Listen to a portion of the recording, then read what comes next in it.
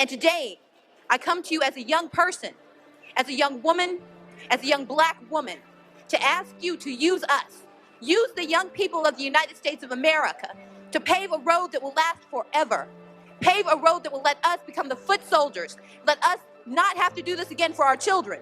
We ask you to let us come forth with you, not behind you, not in front of you, but together on that road to jobs, justice, and peace.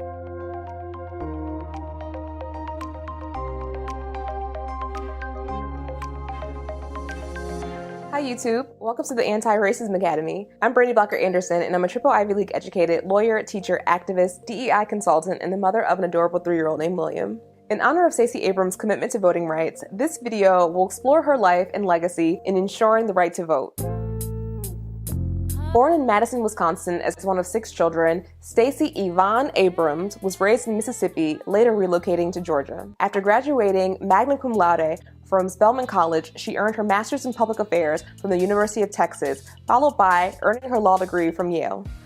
In 2002, at age 29, Abrams was appointed as a deputy city attorney for the city of Atlanta. In 2006, Abrams ran for the 89th district for the Georgia House of Representatives. According to Time magazine, Abrams can credibly boast of having single-handedly stopped the largest tax increase in Georgia history.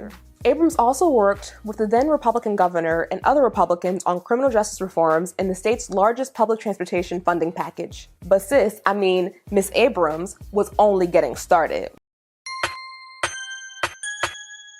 On August 25, 2017, Abrams resigned from the General Assembly to focus on her gubernatorial campaign. She ran against the then Georgia Secretary of State Brian Kemp, a Republican who was in charge of the election and voter registration process in his role as Secretary of State.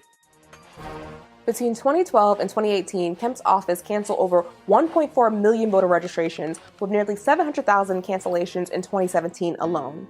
On a single night in July 2017, 500,000 voters had their registrations canceled. According to the Atlanta Journal-Constitution, election law experts said that this represented the largest mass disenfranchisement in U.S. history. Kemp oversaw the removals as Secretary of State and did so 8 months after he declared that he was going to run for governor. By early October 2018, more than 52,000 voter registration applications had been put on hold by Kemp's office, with more than 75% of them belonging to people of color. Abrams lost the election by 55,000 votes. And do you think that Brian Kemp is not the legitimate governor-elect of Georgia? The law as it stands says that he received an adequate number of votes to become the governor of Georgia. And I acknowledge the law as it stands. I am a lawyer by training, and I am someone who's taken a constitutional oath to uphold the law. But we know sometimes the law does not do what it should, and that something being legal does not make it right. And therefore, my mission is going to be to make certain no one else has to face this conversation. Instead of launching a legal campaign to contest the election, Abrams climbed into the trenches instead of fading into the background. She wrote a book about voter suppression and co-produced an Amazon Prime documentary entitled All In: The Fight for Democracy, and she actively vied for the role of vice president in the Biden administration. Comment down below, do you think Stacey Abrams would have made a good pick for vice president?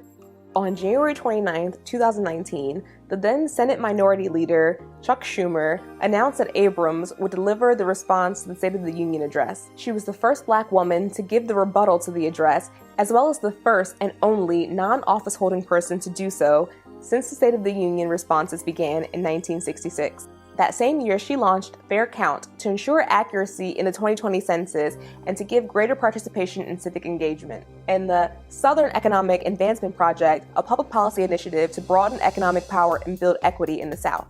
She also announced the creation of Fair Fight Action, a voting rights nonprofit organization that sued the Secretary of State and State Election Board in federal court for voter suppression. Kemp's office was found to have violated the law before and immediately after the 2018 midterm elections. In ruling against Kemp, the district judge found that his office had violated the Help America Vote Act. Abrams launched Fair Fight to ensure that every American has a voice in our election system through programs such as Fair Fight 2020, an initiative to fund and train voter protection teams in 20 battleground states. After the 2020 U.S. presidential election, both the New York Times and Washington Post credited Abrams with boosting Democratic votes in Georgia and an estimated 800,000 new voter registrations. Stacey Abrams is a New York Times bestselling author, entrepreneur, nonprofit CEO, and political leader. Stacey Abrams is an American hero, and yet another example of why Black women are the backbone of our democracy.